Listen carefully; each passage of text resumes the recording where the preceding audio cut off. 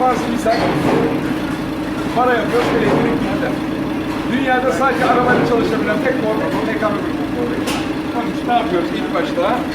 Akülü kutup başlarına kırmızıya kırmızıya, siyah siyah. Ondan sonra açıyoruz. Sonra şunu göster. Bağlantıyı bir şey alıyoruz, buraya takıyoruz. Açıyoruz. Bir önce şam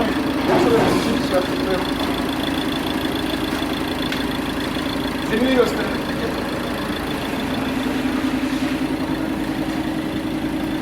Az bir posa vereceğim. Şimdi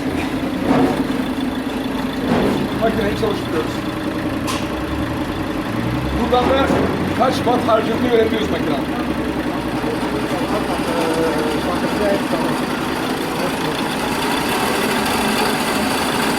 Dünyada en az enerjiyle 20 milim çapla kaldırabilen tek makine.